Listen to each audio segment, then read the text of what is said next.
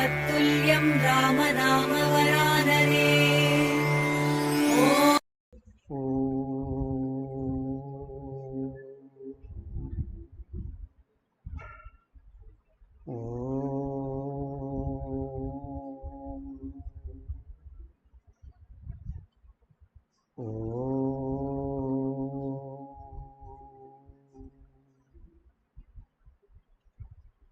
ओम सहनाववतु सहनौ भुनक्तु सह वीर्यं करवावहै तेजस्विनावधीतमस्तु मा विद्विषावहै। ओम शांति शांति शांति। ओम गुरुर्ब्रह्मा गुरुर्विष्णुः गुरुर्देवो महेश्वरः गुरुरेव परं ब्रह्म तस्मै श्री गुरवे नमः। ओम नमः कोदण्डहस्ताय सन्धिकृतशराय च खण्डिताखिलदैत्याय रामाय पन्निवारिणे रामाय रामभद्राय रामचन्द्राय वेधसे रघुनाथाय नाथाय सीताय पतये नमः। अंजनानन्दनं वीरं जानकीशोकनाशनं कपीशमक्षहन्तारं वन्दे लङ्काभयङ्करम्। सर्वमङ्गलमाङ्गल्ये शिवे सर्वार्थसाधिके शरण्ये त्र्यम्बके देवी नारायणि नमोऽस्तुते। हरि ओम्। श्रीमद् रामायणं किष्किन्धकाण्डं 6వ సర్గలోకి వచ్చాం.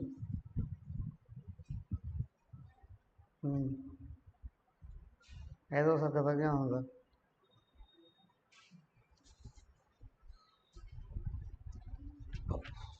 ఐదవ సర్గలో హనుమంతుడు వచ్చి రామలక్ష్మణులను చూసి తీసుకుని వెళ్ళడం, ఆయన అగ్ని సాక్షిగా వాళ్ళకి స్నేహం కుదర్చడం, తర్వాత క్షేమ సమాచారాలని అడగడం జరిగింది. ఇప్పుడు సుగ్రీవుడు శ్రీరామచంద్రుడితో మాట్లాడుతున్నాం. ఏమని చూడండి. 1వ శ్లోకం.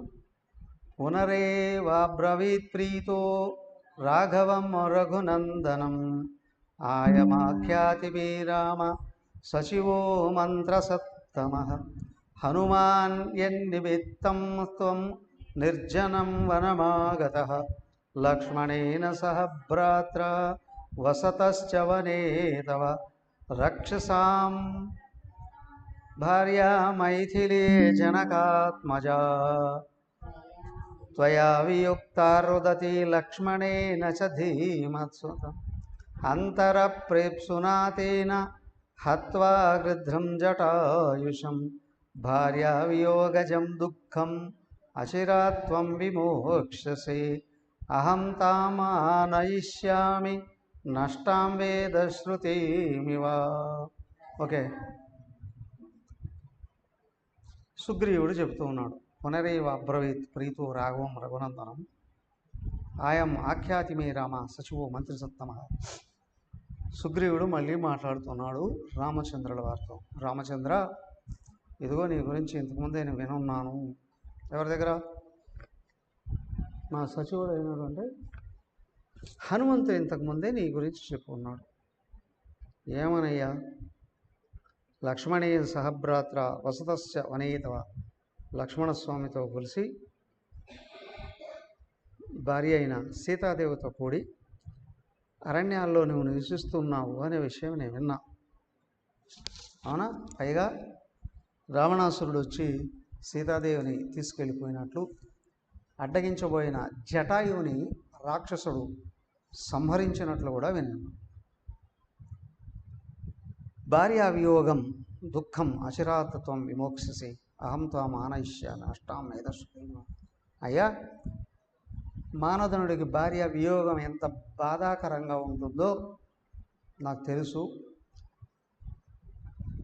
అవునా, తొందరగా నీకు ఆ బాధ పోతుందయ్యా, నేను మాట ఇస్తున్నాను. అవునా, రసాతలం వా వర్తతీం తంతీం వా నభస్థలే ఆహమానీయ దాస్యామి తవ భార్యామరిణం. అయ్యా, నీకు సేవ చేస్తా. ఏమని? భూమి మీద కానీ, పాతాళంలో కానీ, స్వర్గలోకంలో కానీ, ఆకాశంలో ఎక్కడ దాచి ఉన్నా సీతాదేవిని నీకు తీసుకొని వచ్చి అప్పచెప్తామయ్యా. ఇది తథ్యం మమ వచః త్వం ఏవహి చ రాఘవ. నీ విషయంలో ఇదిగో నేను ప్రమాణం చేస్తూ ఉన్నాను. నసఖ్యాస జరయితుం అవి సేంద్రయసురాసురై. ఇదిగో దేవతల దగ్గరైనా సరే, రాక్షసుల దగ్గరైనా సరే, ఎక్కడ ఉన్నా నాకు శక్యం కానిది లేదు. ఖచ్చితంగా భార్యను తీసుకొని వచ్చి నీకు అప్పచెప్తామయ్యా. పైగా మహాబాహు, ఇదిగో ఇంకొక విషయం. ఓ రాక్షసుడు, వాడే రావణాసురుడు, ఓ స్త్రీని తీసుకుని వెళ్ళిపోతూ ఉన్నాడు. నేను చూసి ఆ విషయాన్ని నాకు అనిపించింది. ఏమని? ఆ మిథిలాధిపతి ఆ జనకుడు యొక్క కూతురు ఆమె సీతాదేవి అని మాకు అనిపించింది, సందేహం లేదు. అవునా, ఆమె అరుస్తుంది రామ లక్ష్మణ అని గట్టిగా అరుస్తుంది. పైన వాడు తీసుకొని వెళ్ళిపోతూ ఉంటే, అవునా, వాడు వెళ్ళిపోతున్న సందర్భంలో మమ్మల్ని చూసి ఆమె ఏం చేసింది? తన చీర తీసి కొంచెం చించి ఆమె ధరించి ఉన్న నగలన్నీ కూడా తీసి దాంట్లో కట్టి మా వైపుకి విసిరేసింది. పర్వతం మీద పడ్డాయి. ఇక్కడ నేనే హనుమంతుడికి చెప్పి అవి తెప్పించి ఇదిగో అయ్యా అవి దాచిపెట్టాం, ఇక్కడే ఉన్నాయి. వెంటనే సుగ్రీవుడు వెళ్ళి ఎక్కడో దాచిపెట్టేస్తున్నాడు ఒక గుహలో. ఆ గుహలో నుండి ఆభరణాలని తీసుకొని వచ్చి, చూడవయ్యా ఇవి సీతాదేవి అని మోసు అను. రాముడు వాటిని పట్టుకునేటప్పటికి ఎక్కలేని బాధ వచ్చేసింది. రాముడు బాధ కలిగింది. ఆయన వాటి వైపు చూడలేకపోయాడు, కళ్ళల్లో నీళ్ళు తిరిగాయి. వెంటనే లక్ష్మణుని పిలిపించాడు. లక్ష్మణ, చూడవయ్యా ఈ సీతాదేవి అని. లక్ష్మణుడు తీసుకొని చూస్తూ అన్నాడు, అన్నా, నేను ఇంతవరకు సీతాదేవి పాదాలు తప్ప ఆమె రూపమే చూడలేదు. ఆమె ధరించిన ఆభరణాలు నాకేం తెలుస్తాయి?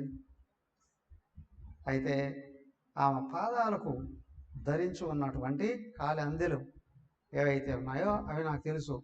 ఎందుకు? ప్రతిరోజు పాదాలకు నమస్కారం చేసుకునేవాడిని. ఇవి మాత్రం అమ్మవారివేనా? ఇవి అమ్మవారివేనా అనేసాడు. రాముడికి బాగా బాధ కలిగింది. బాధ కలుగుతూనే వెంటనే సుగ్రీవుడు కూడా చెప్పాడు. అందరూ వచ్చారు. రాముడు చెప్పాడు, ఏమిటి? ఎలాగైనా సరే వాడిని సంహరించి సీతని తీసుకొని వస్తాము. కోపం కూడా వచ్చింది. వాళ్ళందరూ కూడా ప్రమాణం చేశారు. ఓకే, అయింది. అయితే రాముడికి బాగా బాధ కలిగింది అవన్నీ చూసేటప్పటికి. సుగ్రీవుడు ఓదారుస్తున్నాడు. ఏమని చూడు, 7 ఏవముక్తస్తు సుగ్రీవో రామేణార్తేన వానరః అబ్రవీత్ ప్రాంజలిర్వాక్యం సబాష్పం బాష్పగద్గదః నజానే నిలయం తస్య సర్వదా పాపరాక్షసః సామర్థ్యం విక్రమం వాపి దౌష్కులే యస్య వాకులం సత్యంతే ప్రతిజానామి త్యజశోకమరిందమ కరిష్యామి తథా యత్నం యదా ప్రాప్స్యసి మైథిలీం.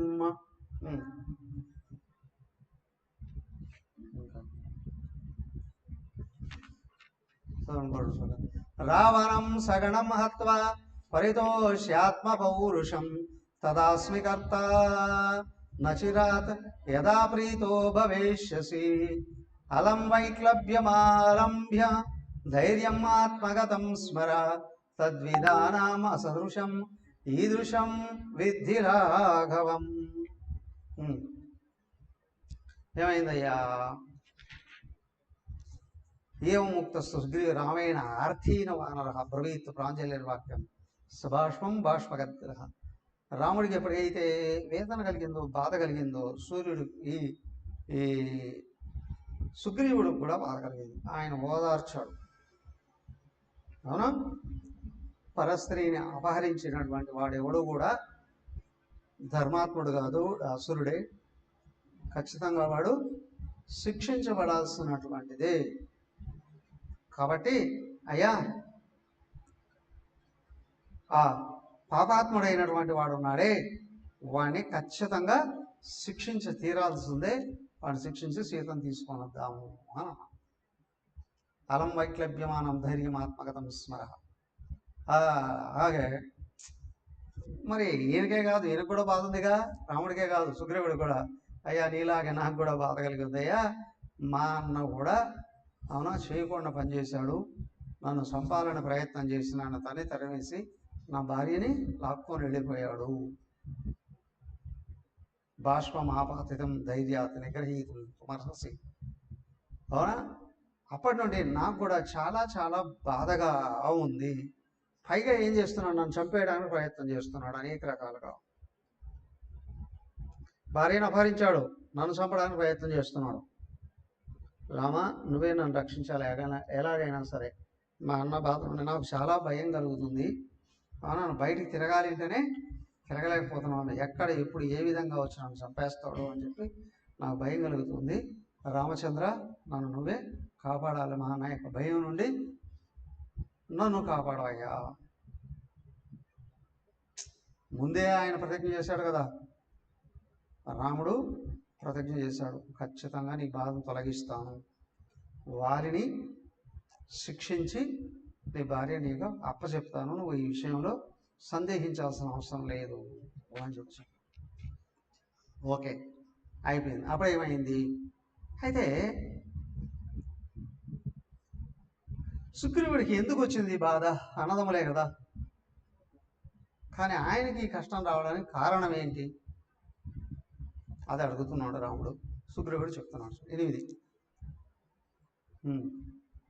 పరితుష్టస్తు సుగ్రీవః తేన వాక్యేన వానరః లక్ష్మణస్యాగ్రతో రామం ఇదం వచనమబ్రవీత్ సర్వథాహం అనుగ్రాహ్యో దేవతానాం అసంశయః ఉపపన్న గుణో వేదః సహాయస్య భవాన్ మమ శక్యం ఖలు భవేద్రామ సహాయేన త్వయా నఘ సురరాజ్యమపి ప్రాప్తం స్వరాజ్యం కిం పునః ప్రభు సోహం సవాజ్యో బంధూనాం సుహృదాం చైవ రాఘవ యస్యాగ్నిసాక్షికం మిత్రం లబ్ధం రాఘవ వంశజం అహమప్యనురూపస్తే వయస్యోజ్ఞాస్య శేషనైః నతు వక్తం సమర్దూహం స్వయమాత్మగతాం గుణాన్ మహాత్మనాం తు భూయిష్టం త్వద్విద్వాదానాం కృతాత్మనాం నిశ్చలా భవతి ప్రీతిః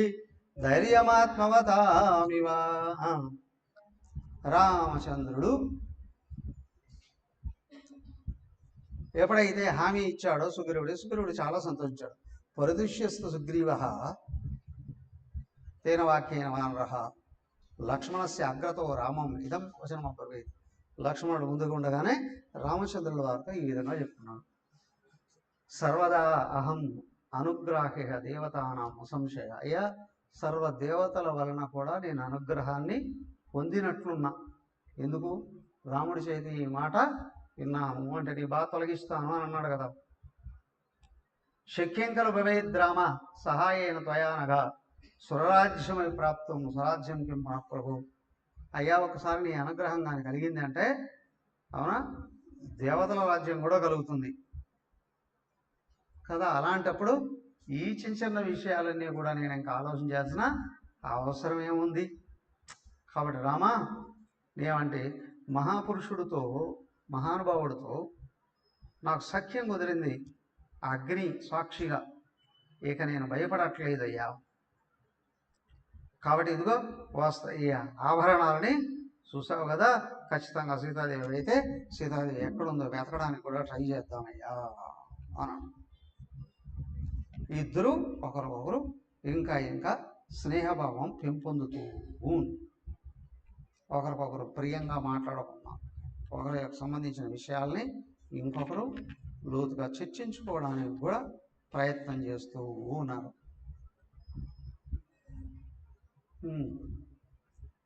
పన్నెండు చూడండి.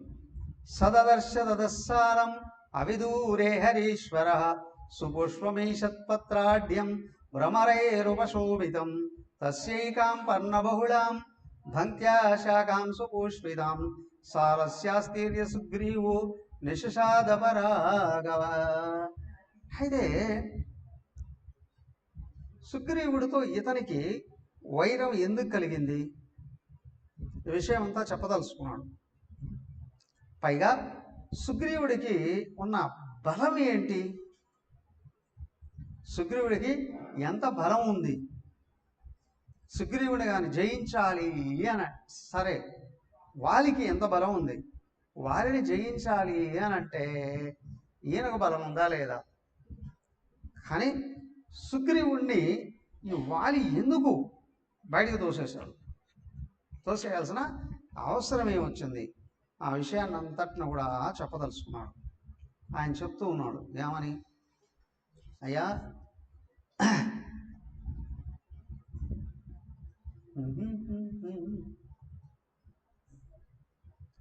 రామ్ రామ్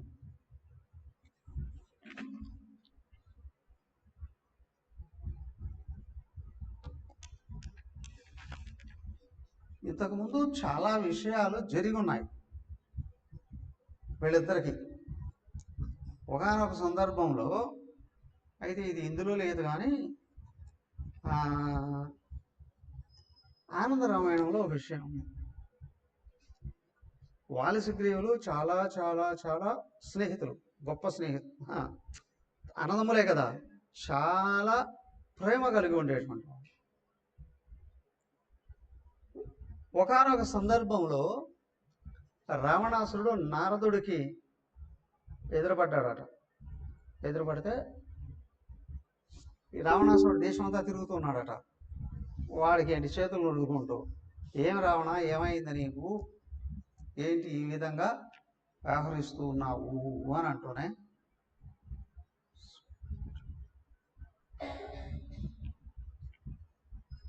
వాడన్నాడట, చేతులు దులుపుకుంటున్నావు అంటే ఏంటంటే చేతులు దురదగా ఉన్నాయి. ఏమిటి నీ దురద, ఏం కావాలి నీకు అని అంటే, చాలా రోజులైంది యుద్ధం చేసి, అవునా ఎవరితోనైనా యుద్ధం చేయాలని ఉంది, నాకు సమూచి ఎవడో చెప్పు అని అన్నాడు. చెప్పు అన్నాడట. ఆయన చెప్పాడు ఏమని, అక్కడ మహేశ్వరం అని మధ్యప్రదేశ్లో నర్మదా ఒడ్డున కార్తవీర్యార్జునుడు ఉన్నాడు. కార్తవీర్యార్జునుడు చక్రవర్తి, ఆయనైతే నీకు సమబలుడు, వెళ్ళి ఆయనతో యుద్ధం చేయకపో అన్నాడు. నేరుగా వెళ్ళాడు, ఆయనతో యుద్ధం చేయడానికి వెళ్ళాడు. ఆయనతో యుద్ధం చేయడానికి వెళితే ఇటు ఆయనకు 1000 చేతులు, కార్తవీర్యార్జునుడికి 1000 చేతులు, 100 మంది అన్నదమ్ములు, షట్చక్రవర్తుల్లో ఒకరు. ఆయనతో యుద్ధానికి వెళ్ళాడు, యుద్ధం చేయలేక తిరుక్కొని చూశాడు. మళ్ళీ రావణాసురుడు ఈయన కలిశాడు, ఎవరిని, నారదుని కలిశారు. అప్పుడు అన్నాడు, సరే సరే నీకు సమవచ్చి అక్కడ ఉన్నాడు ఆయన కిష్కిందలు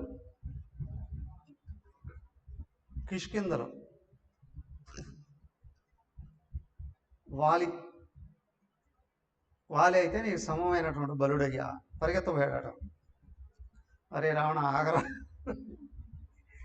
ఆగు, ఇంకో విషయం చెప్తాను నీకు, ఏమిటి అంటే నువ్వు అట్లా చెప్తూనే పరిగెత్తుకుంటూ వెళ్ళిపోతున్నావు, వాళ్ళకి ఒక ప్రత్యేకమైన శక్తి ఉంది తెలుసా అన్నాడు.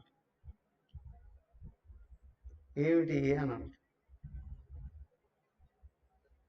ఏమిటి అని అంటే, వాళ్ళకి శత్రుభావంతో ఎవరు ఎదురుగా వెళ్ళినా సగం శక్తి వాళ్ళకి వెళ్ళిపోతుంది.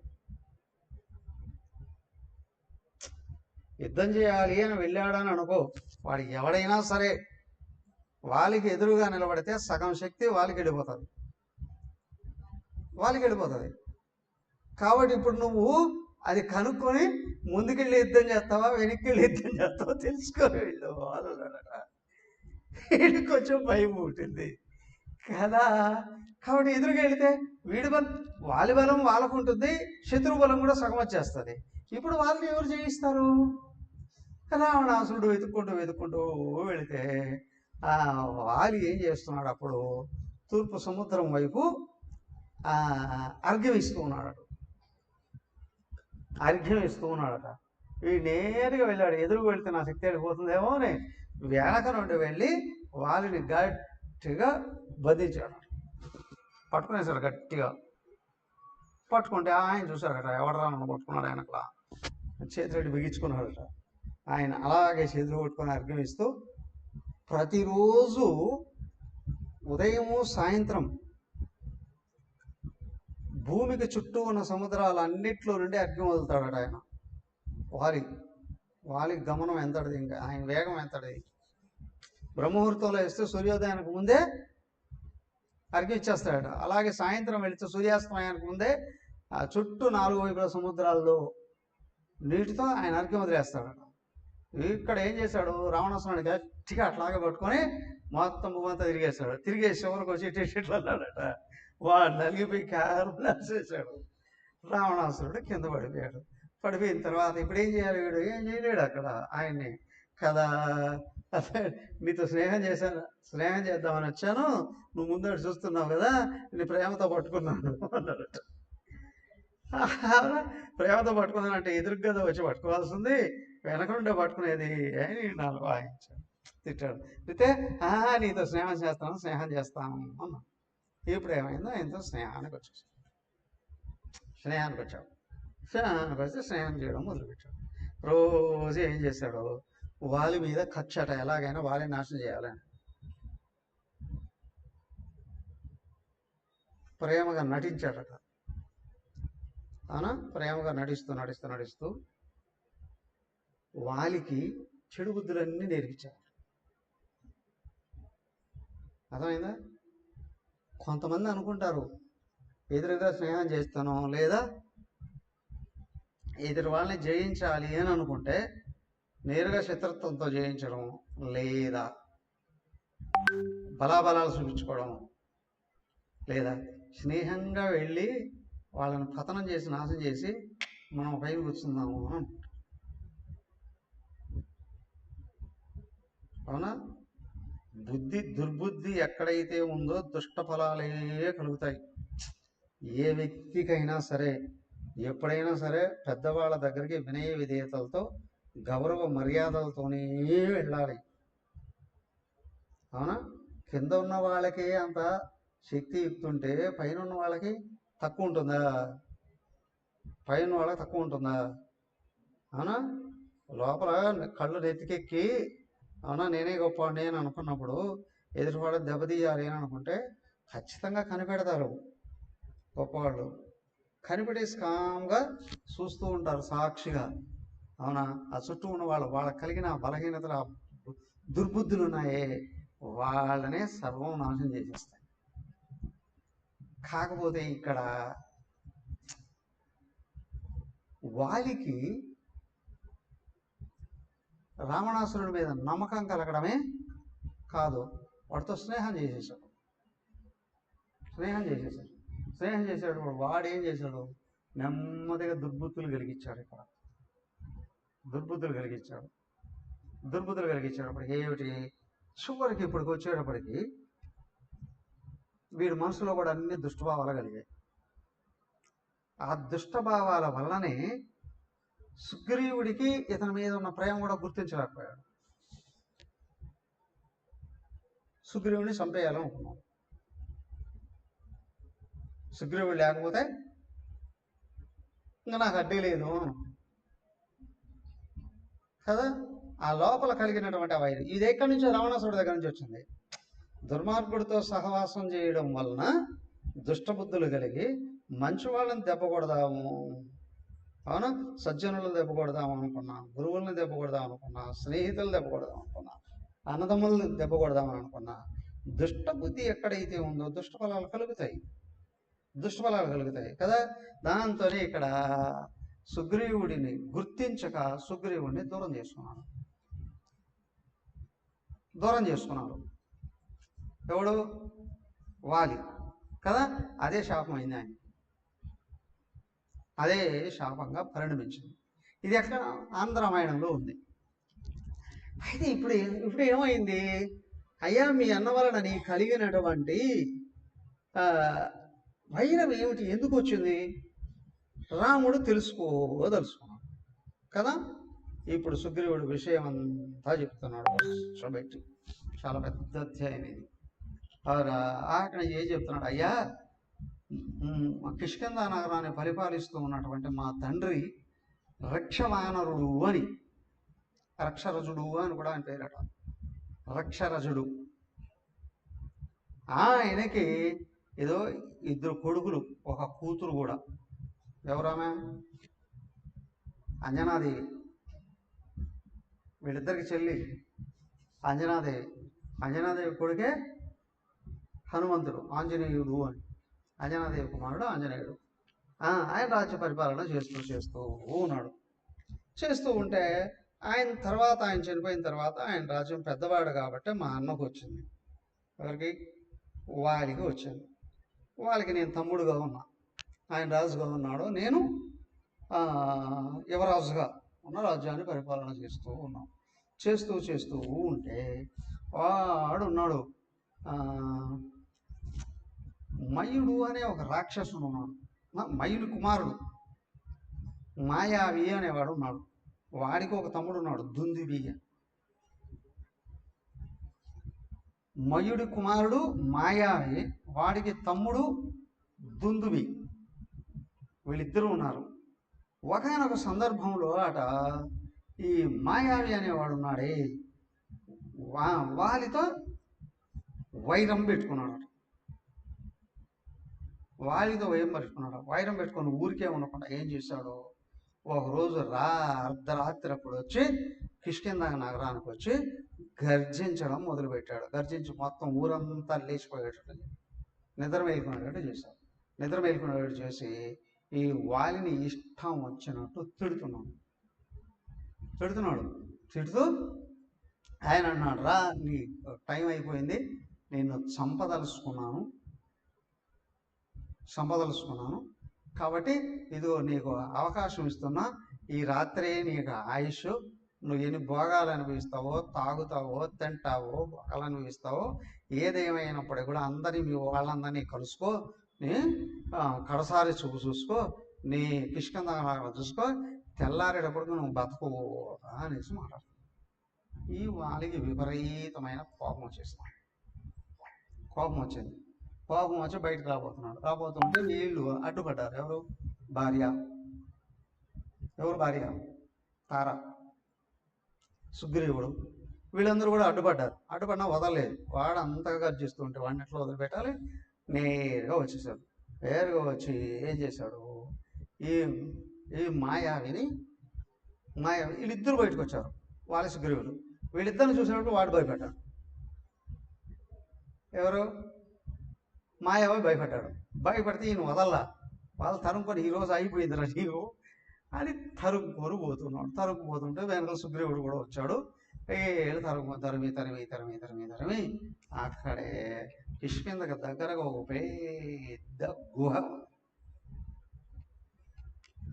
పెద్ద గుహ ఉందట. ఆ గుహలో దూరాడు మాయావి. గుహలో దూరితే ఏమైంది?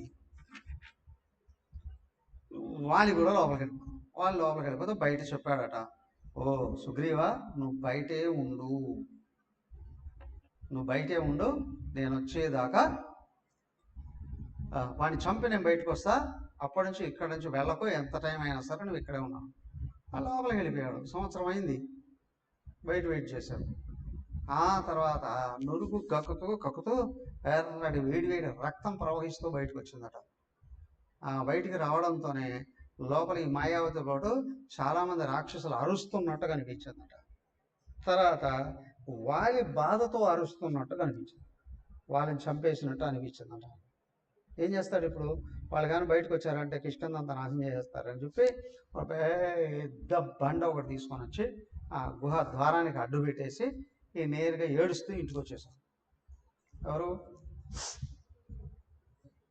ఇంటికి వచ్చేసారు. సుగ్రీవుడు ఇంటికి వచ్చేసారు. ఇంటికి వస్తే అప్పుడు ఏం చేస్తారు? నగరంలో ఉన్న వాళ్ళందరూ కూడా కొద్ది రోజులు ఈయన బాధపడుతుంటారు చూడలేక.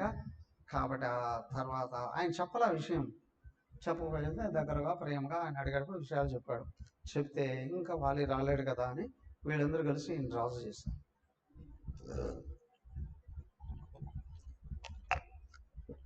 అప్పటి నుంచి రాజ్యాన్ని పరిపాలన చేస్తూ కొద్ది రోజులు గడిచింది. కొద్ది రోజులు గడిచాడు, వాళ్ళు వచ్చేసాడు. వాళ్ళు వచ్చి చూసి పరిగెత్తుకుంటూ వచ్చి కాళ్ళ మీద పడిపోయాడు. సుగ్రీవుడు జరిగని చెప్పబోయాడు. జరగని చెప్పబోతే దానికి చెడు సహవాసం ఎక్కడైతే చేస్తామో బుద్ధి హీనమైపోతుంది. దుర్మార్గులతో సహవాసం చేస్తే బుద్ధి కూడా దుర్మార్గం అయిపోతుంది కదా. అప్పుడు ఎవరినైనా చెప్పగొట్టాలండి. అన్న కాదు, తమ్ముడు కాదు, గురువు కాదు, ఎవరినైనా ఆశయం చేయాలి అనిపిస్తుంది. దాన్ని ఎంత చెప్పినప్పటికీ కూడా సుగ్రీవుడు మాట వినలేదట. సుగ్రీవుడిని తన్ని బయట తోయడమేక చంపేయడానికి ట్రై చేశాడు. ఆడ పరిగెత్తి పారిపోయాడు. పారిపోయి ఏం చేశాడు? మొత్తం లోకమంతా తిరిగాడు, వదల్లా. చివరికి తీసుకుని వచ్చి ఋషిముఖ పర్వతం మీద అతనికి ఒక శాపం ఉందట. ఆ శాపంతో ఇక్కడికి రాడు. ఆ ఋషిముఖ పర్వతం దగ్గరకు వచ్చి తలదాచుకుంటున్నాను, అయ్యా నేను మా అన్నకు భయపడి రామ ఇక్కడ నేను ఎప్పుడు అతను ఎటువైపు నుండి వచ్చి చంపుతాడో భయంతో బతుకుతున్నాను. రాముడు ఓదార్చాడు, ఏమని నీకు ఏం భయం లేదు, నేను చూసుకుంటా, నువ్వు భయపడకుండా హాయిగా ప్రశాంతంగా బతకవయ్యా కదా. ఏం చెప్తున్నాడు చూడండి. 10 తదక్రోధ సమావిష్టం సంరబ్ధం తముపాగతం అహం ప్రసాదయాంచక్రే భ్రాతరం ప్రియకామ్యయ దిష్ట్యాసి కుశలీ ప్రాప్తో నిహతశ్చత్వయా రిపుః అనాథస్య హి మే నాథః త్వమేకో నాథనందనః ఇదం బహుశలాకం తే పూర్ణచంద్రమివోదితం ఛత్రం సవాలం వ్యజనం ప్రతీచ్యస్వమయోధ్యతం ఆర్తశ్చాదగద్వారి స్థితః సంవత్సరం నృప దృష్ట్యాహం శోణితం ద్వారి బిలాశ్చాపి సముత్థితం శోక సంవిఘ్న హృదయో భృశం వ్యాకులితేంద్రియః అసిదాయ విలద్వారం శైలశృంగేణ తత్తదా తస్మాద్దేశాదపాక్రమ్య కిష్కిందాం ప్రావిశం పునః. ఏమైంది? ఈ విధంగా తతః క్రోధ సమావిష్టం సంరబ్ధం తముపాగతః, ఆ విధంగా కోపానికి లోనై ఉన్నటువంటి ఆ వాలిని ఆపడానికి ఎవడికి శాతకాక అవునా నన్ను తరిమేసి దిక్కులేని వాడిని చేశాడయ్యా. నాకు వాడు ఎప్పుడు ఈ విధంగా వచ్చి చంపుతాడో అని ఒక బాధ. నా భార్యను బలవంతంగా లాక్కొని తీసుకుని వెళ్ళిపోయి అనుభవిస్తున్నాడు. ఇది రెండో బాధ. నా బాధను తొలగించవయ్యా అని రాముడు ప్రతిజ్ఞ చేశాడు. నీకు బాధ పోయినట్టే,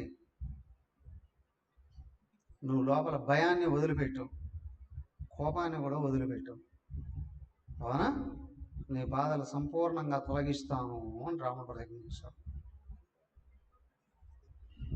ప్రతిజ్ఞ చేశాడు, నేను చూసుకుంటాను, ఏమి నువ్వేమీ భయపడాల్సిన అవసరం లేదు.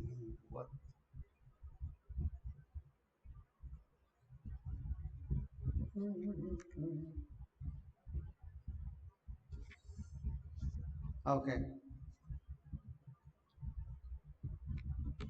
రాముడు మాటల మీద నమ్మకం కలిగింది కదా, హాయిగా ఉంటున్నాడు. ఉన్నప్పటికీ కూడా ఆయనకు ఒక డౌట్ వచ్చింది. ఎవరికి? సుగ్రీవుడికి. సుగ్రీవుడికి డౌట్ వచ్చింది. ఏమంటయ్యా ఆ డౌట్ అని అంటే, అయ్యా మా అన్న చాలా చాలా బలవంతుడు, ఆయన జయించాలంటే అంత బలం నీకుందా లేదా, నాకు నీతో అనుభవం లేదు అవునా, దానికి ఒక 2 పరీక్షలయ్యా. 2 పరీక్షలయ్యా. ఏమిటి అంటే, ఇదిగో ఆయన చెప్పాడు జరిగిన విషయం, మళ్ళీ కూలంకషంగా చెప్తూ వచ్చాడు. మొదట ఈ మాయావి విషయం జరిగింది కదా, ఆ మాయావిని గుహలోకి వెళ్ళిపోయి మా అన్న చంపేసి వచ్చేసాడు. అయితే వాడి తర్వాత వాడికి ఒక తమ్ముడు ఉన్నాడు. ఎవడు వాడు? దుందివి అనేవాడు ఒక తమ్ముడు ఉన్నాడు. అన్నం చంపాడు అని చెప్పి వీడి విపరీతమైన కోపంతో మళ్ళీ వాడు వాలి మీదకి వచ్చాడు. వాడు కూడా అలా వచ్చి ప్రగల్భాల వారికి మా అన్నను చంపడానికి చాలా ట్రై చేస్తే అప్పుడు మా అన్న ఏం చేశాడు, వాడిని చంపి వాడి శవాన్ని విసిరేశాడు. వాళ్ళతో అయితే అదే విసిరేస్తే అది పై నుండి వచ్చి చాలా భయంకరమైన యుద్ధమే జరిగిందట. వాడు ఎలా వచ్చాడు అని అంటే దున్నపోత రూపంలో వచ్చాడు. దున్నపోత రూపంలో వచ్చి దాని కొమ్ములతో ఆ నగరం చుట్టూ తిరిగి ఎక్కడ పడితే అక్కడ కొమ్ముతో భయంకరమైన శబ్దాలు చేస్తూ ప్రజజ్ఞలు చేస్తూ వాలిని పిలిచేటప్పటికి వాలి నేరుగా బయటకు వచ్చాడు. వీళ్ళిద్దరికి యుద్ధం జరిగింది. భయంకరమైన యుద్ధమే జరిగింది వాలికి ఈ దుందుబికి. ఆ యుద్ధంలో ఏం చేశాడు, పెద్ద పెద్ద బండలు చెట్లు తీసుకొని వచ్చి ఆ దుందుబిని కొట్టి చేతి బిడిబుద్దలతో కొట్టి కొమ్ములు పట్టుకొని విసిరి వేసేపటికి వాడికి ముక్కుల్లో నోట్లో నుండి రక్తం బయటకు వచ్చేసింది. దాన్ని పట్టుకొని ఎత్తి విసిరేస్తే అది చాలా దూరం వెళ్ళిపోయి ఈ మతంగ మహర్షి ఆశ్రమం మీద నుండి వెళ్ళి పక్కన పడింది. అయితే ఆ పైనుంచి వెళ్ళేటప్పుడు ఈ రక్తం అంతా పడింది. భయంకరమైన కొండంత ఆకారం నుంచి రక్తం ఎంత వచ్చి ఉంటుంది, ఆ రక్తం ఆశ్రమం అంతా పడింది. ఆశ్రమంలోనే కాదు, ఆ మతంగ మహర్షి మీద కూడా పడింది. ఆ మీద పడేటప్పటికి ఆయన కోపం వచ్చింది. రక్తం ఆశ్రమంలో విసురుతారా, ఆశ్రమంలో రక్తపాతం ఎవడరా వేయడం అని దివ్య దృష్టితో చూసేటప్పటికి ఏం జరిగింది అని అర్థమైంది. ఈ లోపలే ఆయన కోపంతో ఉన్నాడు కదా, శాపం పెట్టేశాడు. ఈ పని చేసిన వాడు ఎవడైనా సరే ఆశ్రమ పరిసరాలలో 100 యోజనాల దూరం ఎక్కడికి తిరిగిన వాడు మరణిస్తాడు, చచ్చిపోతాడు. శాపం పెట్టాడు. ఈ శాపం విషయం పైగా అన్నాడు, ఈ పని చేసిన వాడికి సచివులు అంటే స్నేహితులైనా సరే ఈ చుట్టుపక్కల వనాలలో కూడా ఎవడో జీవించడానికి వీలు లేదు అని. అందరూ ఎక్కడోళ్ళు అక్కడ పారిపోయారు. ఏ విషయం తెలిసి ఆ పారిపోయినటువంటి వాళ్ళు వాలి యొక్క స్నేహితులు ఉన్నారే, వాళ్ళు పరిగెత్తుకుంటూ వచ్చి వాలికి విషయం చెప్పేశారు. చెప్తే వాలి పరిగెత్తుకుంటూ వచ్చి మతంగ మహర్షిని వేడుకోవడానికి ప్రయత్నం చేస్తే ఆయన వైపు చూడలేదు, వెళ్ళిపోయాడు. వాలి వైపు చూడకుండా వెళ్ళిపోయాడు, దూరంగా వదిలేసి వెళ్ళిపోయాడు. కోపంతో వెళ్ళిపోయేటప్పటికి ఏం చేయడానికి వీల్లేదు. కానీ అప్పటి నుంచి ఈ పరిసరాలకు రాకుండా ఈ విషయం తెలిసి అయితే సుగ్రీవుడిని బయటకు పంపించడమే కాక సుగ్రీవుడిని చంపడానికి ప్రయత్నం చేసి సుగ్రీవుడు ఎక్కడికి వెళ్తే అక్కడికి వెంటబడ్డాడట వాలి. సుగ్రీవుడు భూలోకం అంతా తిరిగాడట, ఆకాశంలో తిరిగాడట, పాతాళంలో ఎక్కడికి వెళ్ళినా వదలలేదట. తిరిగి ఆ సుగ్రీవుడికి విషయం తెలిసి ఏంటి అని అంటే, ఎక్కడే కిష్కింధకి పక్కనే ఈ ఋష్యముఖ పర్వతం మీదకి అయితే వీడు రాడు అనే విషయం తెలిసి పరిగెత్తుకుంటూ హనుమంతుడు ఇంకొంతమంది మంత్రులు వాళ్ళతో కలిసి నేరుగా పరిగెత్తుకుంటూ ఇక్కడ వచ్చేసారు. ఋష్యముఖ పర్వతం దగ్గర ఉంటున్నాం. అప్పటికి చాలా ట్రై చేశాడు, చాలా మందిని పంపించి ఆయన ఇక్కడి నుంచి బయటికి తీసుకొచ్చి చంపాలి అని ట్రై చేశాడు. కానీ సుగ్రీవుడు కూడా బలం ఉందిగా, హనుమంతుడు కూడా తోడున్నాడుగా, ఇంకా 2-3 ఉన్నారు. వీళ్ళందరూ ఎవరిని లోపలికి రానియకుండా వీళ్ళు చూసుకుంటున్నారు. ఋషిముఖ పర్వతం మీదనే ఉంటారు. రామా, ఈ విధంగా నేను ఋషిముఖ పర్వతం మీద ఉంటూ ఉన్నాను. అవును, అయితే ఈ దుందుబిని చంపేటప్పుడు మద్ది చెట్లు ఉండేవాడు. అనాయాసంగా చెట్లను పీకు కొట్టేవాడు. ఆ దుందుబిని మద్ది చెట్లు చాలా పెద్ద రావి చెట్లు ఉంటాయి. చెట్టును పీకి ఎత్తి కొట్టాడట. అప్పుడు రామా, ఇప్పుడు నీ బలవంతా నాకు తెలియాలి అంటే నేను పరీక్షిస్తున్నాను అనుకోకు, నాకు ఓదార్పు కలగడం కొరకు మద్ది చెట్లను తెగ్గొట్టవయ్యా. మద్ది చెట్లని వరుసగా 7 చెట్లు ఉన్నాయి చూడు, చెట్లు ఒక చెట్లను తెగ్గొడితే నాకు నమ్మకం కలుగుతుంది. పైగా రెండోది, మా అన్న ఆ రోజు చంపి పడేసినటువంటి దుందుబి శవం అది ఎండిపోయింది, అయినా ఒక పెద్ద కొండంత ఎత్తు ఉంది.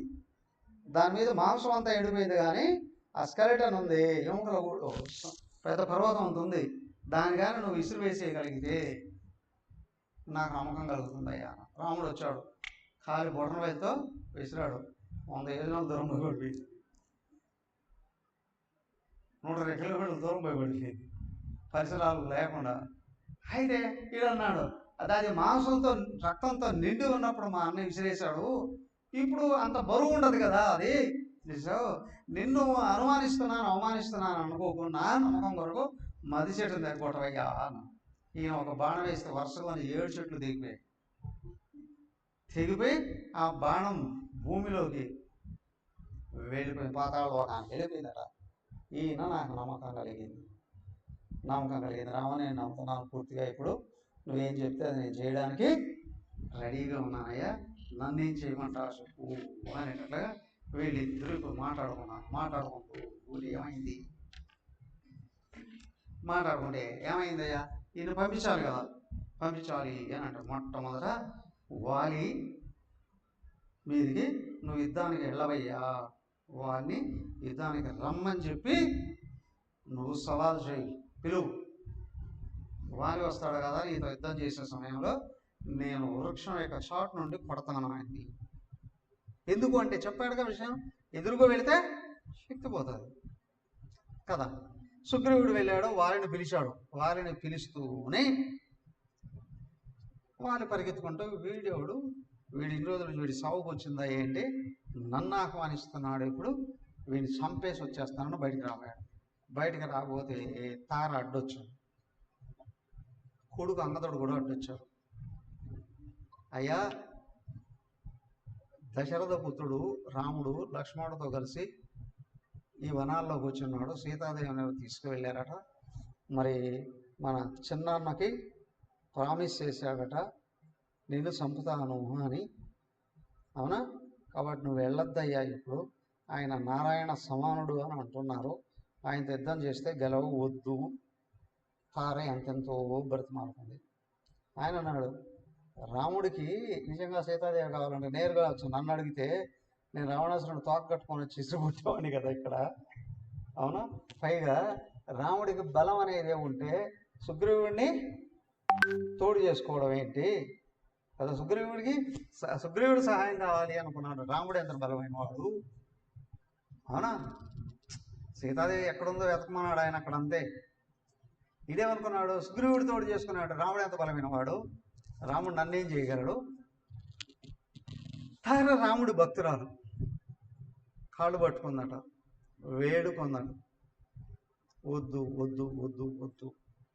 ఆమె హారతి కూడా ఆరిపోయిందట. అయ్యా, ఏదో అపశకునంగా ఇస్తుంది. అవునా? కుడికన్ను అదిరిందట, ఒళ్ళు జలదరిస్తుందట. అవునా? పక్షులు జంతువులు వికార శబ్దాలు చేస్తున్నాయట. అంతా అపశకనాలు పెరుగుతున్నాయ్యా, వద్దు వద్దు వద్దు వద్దు అని ఎంతో వేడుకుంది. ఆమె కాళ్ళు పట్టుకుంది, కానీ వినలా. వచ్చేటప్పటికి ఏమిటి, సుగ్రీవుడు ఎదురుకు వస్తే శక్తి వెళ్ళిపోతుంది కదా, వెళ్ళిపోయింది. ఇద్దరు ఒక కవల పిల్లలాగా కనిపిస్తున్నారు. రాముడు చూశాడు, ఎవరి మీద వేయాలి బాణం వేస్తే వాళ్ళ మీద తప్పి సుగ్రీవుడి మీద పడితే, సుగ్రీవుడు చనిపోతే స్నేహితుడు చంపిన మహాపాపం వస్తుంది కదా. కాబట్టి ఏం చేయాలి, ఇప్పుడు ఎలాగైనా సరే చంపడానికి వీల్లేదు కదా. ఆయన కన్ఫ్యూజన్లో పడ్డాడట. ఇప్పుడు ఇదే అతనుగా తెలిసి వాలి సుగ్రీవుడు చావగొట్టాడు. సుగ్రీవుడు బతుకుజీవుడు అని తప్పించుకొని పరిగెత్తుకుంటూ మళ్ళీ ఋషిముఖ పర్వతం మీదకి వెళ్ళిపోయాడు. వాడికి మళ్ళీ ఇటు తిరిగి వచ్చేవారంటే చంపేస్తానని వార్నింగ్ ఇచ్చి వాలి వెళ్ళిపోయాడు. ఈయన మళ్ళీ రాముడు వెళ్ళి కలిసేటప్పటికి, ఏమయ్యా నన్ను సంపదలుచుకున్నావా నువ్వు?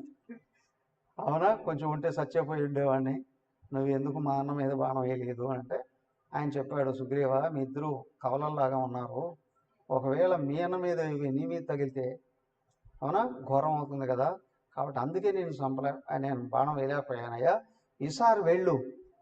మళ్ళీ నేను చంపడానికి అన్నట. కాదు, నీ మెడలో ఒక పుష్పం మాల వేసుకొని వెళ్ళవయ్యా, నువ్వు ఎవరు అనేటువంటి తెలుస్తుంది కదా, అప్పుడు మీ అన్నగారు చూస్తాను. ఈయన మళ్ళీ తిరిగి వెళ్ళాడు. ఏం జరిగింది చూద్దాం. మరి ఓం సర్వే భవంతు సుఖినః सर्वे सन्तु निरामयाः सर्वे भद्राणि पश्यन्तु मा कश्चित् दुःखभाग् भवेत्। ओम शांति शांति शांति। हरि ओम। श्री गुरुभ्यो नमः। हरि ओम।